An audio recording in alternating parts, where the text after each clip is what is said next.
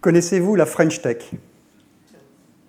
La French Tech, c'est un label qui regroupe l'ensemble des jeunes entreprises innovantes françaises, dirigées par des entrepreneurs audacieux et financées par des ex-entrepreneurs devenus à leur tour conseillers et investisseurs. Je fais partie de la première génération de ces entrepreneurs de l'Internet, suivis maintenant par 2 autres générations. Je me concentre aujourd'hui à la transformation numérique de la finance, et plus particulièrement du paiement. Je dirige l'association professionnelle des acteurs innovants du paiement en France, pilier de ce qu'on appelle les FinTech. FinTech, ce sont ces entreprises qui regroupent finance et nouvelles technologies. Le fil conducteur de mon audace, c'est la recherche de la rupture, de la disruption. Et disruption, toute pensée à l'inverse de la pensée commune. Et c'est en général la meilleure façon pour innover. Être disruptif, c'est sortir du cadre, se libérer des contraintes, c'est rêver. Alors ce soir, je vous propose, pendant quelques instants, de rêver avec moi. Imaginez un monde sans monnaie, sans argent, pas de chéquier, pas de billets, pas de carte bancaire.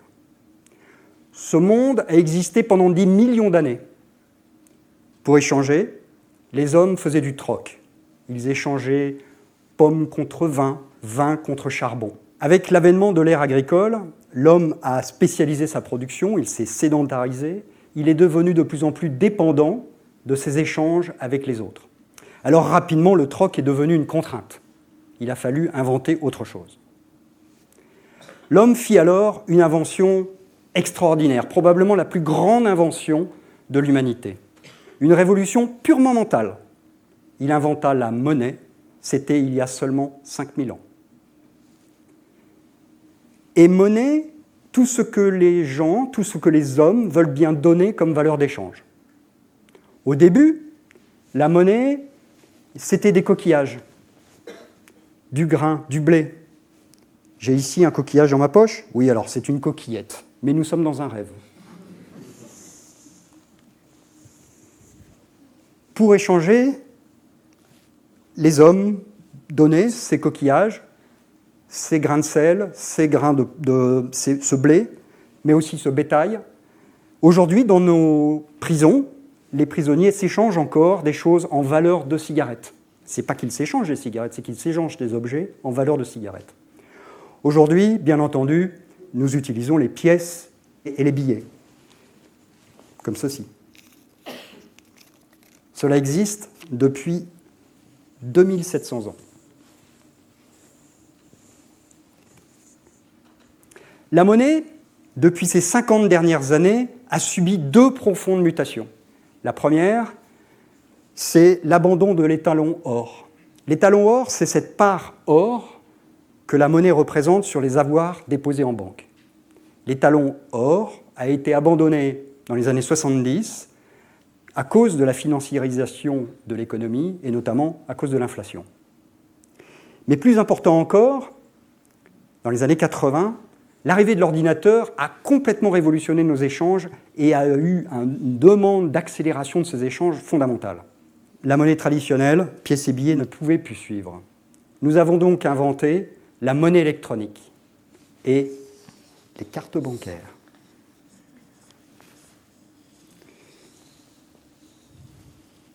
Savez-vous qu'aujourd'hui, seulement 10% de la masse monétaire persiste sous forme de pièces et de billets. Le reste n'est qu'électronique. Mais que la monnaie soit réelle ou électronique, elle a quelque part effacé nos valeurs et nos échanges humains. L'argent enivre certains. Il fausse le jugement d'autres. En tant qu'entrepreneur, je suis quelque peu attristé par la perception de nombreux Français sur l'entrepreneur, le dirigeant d'entreprise. On nous reproche assez souvent de faire de l'argent. Je peux vous dire qu'en tant qu'entrepreneur, l'ensemble de mes gains et l'ensemble des gains que font mon entreprise sont réinvestis. Je ne peux pas m'arrêter, je ne peux pas ne pas prendre des risques. Je gagnerai certainement plus d'argent en travaillant dans un grand groupe. Et tous les entrepreneurs qui m'entourent ont ce virus. Alors, il faudrait peut-être, dans cet argent, réintroduire une valeur morale, une valeur humaine. Un peu quand je fais un don à une association, j'aimerais être sûr que ce don aille réellement au service de la cause que je veux supporter. Alors il faudrait réintroduire un traceur qui fait que l'argent généré par l'entreprise aille uniquement à l'entrepreneuriat et que l'argent que je donne aux associations aille uniquement au service social des associations.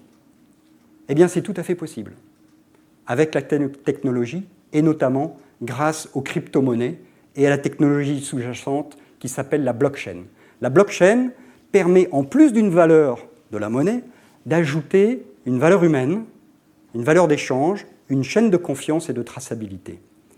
La blockchain, c'est comme si on ouvrait ici ce soir un livre sur lequel on écrirait l'ensemble de nos mots, de nos échanges, et ce livre serait dupliqué dans des centaines de millions d'autres livres de par le monde, de telle sorte que le livre que nous écrivons ici ce soir, nous ne pourrons le modifier car il est déjà réinscrit ailleurs. C'est ça ce qu'on appelle une chaîne de confiance distribuée. C'est probablement l'avenir des chaînes de confiance et qui va donc permettre à la monnaie d'inscrire des destinations et des valeurs humaines qui ne sont aujourd'hui plus présentes. Mais il y a peut-être d'autres moyens aussi de répondre aux limitations aujourd'hui du paiement et de la monnaie que nous connaissons. C'est plutôt lié à l'utilisation de cette monnaie. Et je dirais une utilisation avec précaution, une utilisation qu'on pourrait presque appeler bio, c'est-à-dire une utilisation raisonnée de la monnaie. Premier exemple de cette utilisation raisonnée, c'est l'économie du partage. Aujourd'hui, on partage sa voiture, on partage ses outils, on partage sa place de parking. Ces services de partage réintroduisent des valeurs humaines. Le conducteur de la voiture sera-t-il fiable ? Le passager sera-t-il aimable ? Les sites de partage introduisent des profils sociaux pour répondre à ces attentes. Chaque individu pourra dire s'il veut être conduit avec quelqu'un qui parle ou pas, ou s'il souhaite être dans une voiture de telle catégorie ou pas, ou passer par des chemins de traverse ou prendre que l'autoroute. Les sites ont donc introduit, en plus des échanges, des valeurs humaines qui n'existaient plus, et pour ça on utilise l'Internet, le mobile, qui, en plus de la monnaie, des échanges et des plateformes de partage, introduisent des profils sociaux. Il y a aussi une autre application d'utilisation raisonnée de nos échanges et de nos actes de paiement, c'est l'économie de l'usage, ou encore appelée économie de l'abonnement. Je n'achète plus mes films, je n'achète plus mes disques, je loue un usage sur une plateforme de téléchargement. L'économie de l'usage est au cœur de la société que je dirige actuellement, qui s'occupe à la transformation numérique des principaux moyens d'usage, et notamment du paiement à l'acte, répété, sans possession du produit. C'est très intéressant pour le consommateur et pour l'économie en général, puisque c'est vraiment très circulaire finalement. On va utiliser le produit que pour ce qu'on en a besoin, et on va ne payer que l'usage qu'on en aura fait. À quoi sert le disque qui reste dans notre étalage, dans notre bibliothèque, si on ne l'utilise pas et on ne l'écoute pas ? Il vaut mieux payer juste que son usage. Cette société de l'usage, elle est en train de se répandre partout. Elle répond aussi à un besoin des fournisseurs de biens et de services, puisque ça permet de pérenniser une offre et de rendre, du coup, les revenus récurrents et prédictibles pour les fournisseurs de services. C'est donc quelque chose qu'on regarde de très près. Aujourd'hui, il n'existe pas une entreprise qui réfléchisse à transformer son modèle économique pour le transformer sous le modèle d'abonnement. Je prendrai quelques exemples sociétés avec lesquelles nous avons travaillé. Donc le train, l'abonnement au train illimité, mais aussi l'abonnement aux bouteilles d'eau, aux couches-culottes, au lait pour bébé, aux voitures, puisqu'en fait aujourd'hui plus de 50% des voitures sont maintenant louées, moins de 50% donc des conducteurs achètent leur voiture. C'est une transformation fondamentale à laquelle nous associons aussi notre réflexion. Nous avons créé ce qu'on appelle un subscription lab, sublab, qui est en fait une plateforme d'échange entre toutes les entreprises pour réfléchir au changement des modèles de consommation et des modèles de monétisation. Alors finalement, si le paiement est né grâce à nos échanges, aujourd'hui, nos échanges sont contraints à cause de nos paiements. L'acte de paiement est vraiment une contrainte. Et donc, il faut bien entendu réfléchir à comment changer nos échanges. On rêverait tous de supprimer cette caisse, là où on attend et où vraiment on ne prend aucun plaisir. Personne ne prend un plaisir à payer. On voudrait fuir ce magasin quand on voit une file d'attente énorme et sur laquelle on se dit que c'est vraiment pas possible d'attendre aussi longtemps. Alors bien sûr, maintenant on paye en contactless, ça prend un petit peu plus vite, mais c'est encore très contraignant. On rêve tous, finalement, de quelque chose que nos grands-mères connaissaient, ce qu'on appelait le compte à l'épicerie. On va à l'épicerie, on prend tout ce qu'on veut, et c'est fantastique, jusqu'à la fin du mois, où en fait notre grand-mère allait régler l'épicerie. Bon, bien entendu, aujourd'hui, avec les technologies, on pourra tout faire en électronique. Mais en fait, ce ne sont pas des idées très farfelues. Elles existaient donc déjà depuis longtemps. Vous voyez cette chaîne de paiement, du coquillage jusqu'au mobile. C'est une transformation incroyable qui s'est opérée à une vitesse d'accélération incroyable également. On a eu récemment un séminaire dans mon entreprise où on réfléchissait à quels pouvaient être les paiements de demain. Et c'est assez amusant, une de mes collaboratrices étrangères, maîtrisant bien le français, mais quand même avec un petit peu de naïveté, me disait « Finalement, Jérôme, je voudrais payer avec mon corps. » Eh bien oui, finalement, c'est pas si bête. Dans cette chaîne, je suis l'acte de paiement. La technologie me reconnaît.